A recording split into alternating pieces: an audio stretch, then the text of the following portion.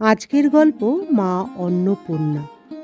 মানিক রিকশা চালিয়ে দিনান্তে যেটুকু টাকা পায় তাতে কোনো রকমে সংসারটা চলে। বিপিনের বউ বিজয়া ছেলে মেয়েদের পড়াশোনা চালানোর জন্য 2-3 বাড়িতে ঠিকে কাজ করে। হঠাৎ লকডাউন ঘোষণা হওয়ায় মানিকের মাথায় বাজ পড়ল। রুজি রোজগার যে বন্ধ হয়ে গেল। ছোঁয়াচে রোগের কারণে যেসব বাড়িতে কাজ করে সেগুলো চলে গেল।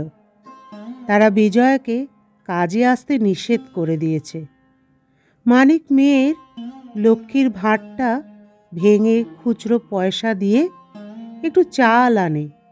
2 মুঠো ভাত খেয়ে রাতে পেটের জ্বালা মেটাতে পারল। এরপর 2 দিন অনাহারে কাটল।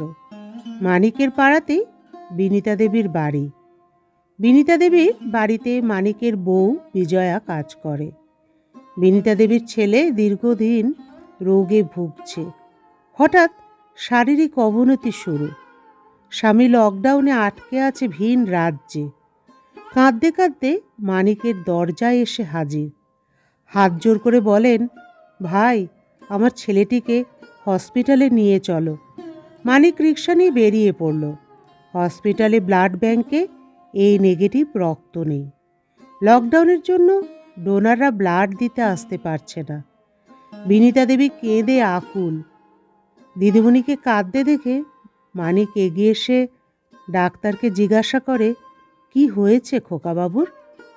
ডাক্তার বললেন, থ্যালাসেমিয়া, সময়ে রক্ত না দিলে বাঁচানো যাবে না। ডাক্তার এসে বিনিতা দেবীকে বললেন, আপনার ভাগ্য ভালো, ডোনার পাওয়া গেছে। বিনিতা দেবী দেখলেন মানিক আর তার ছেলে পাশাপাশি শুয়ে আছে। মানিকের রক্ত চ্যানেল দিয়ে বইছে তার ছেলের শরীরে। বিনিতা দেবী মানিকের হাত ধরে বললেন, আজ থেকে তোমার সাথে রক্তের সম্পর্ক হলো ভাই। বিনিতা দেবী মানিকের পরিবারের ভরণ পোষণের দায়িত্ব নিজের কাঁধে তুলে নিলেন।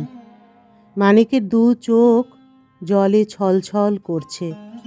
বিনিতা দেবীকে প্রণাম করে বলে, মা গো, আপনি যে স্বয়ং অন্নপূর্ণা, মা জগৎ জননী আপনার বেশে এসে আমার পরিবারটাকে বাঁচিয়ে দিলেন।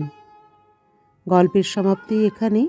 আবার দেখা হবে পরবর্তী আরেকটি গল্পের সাথে।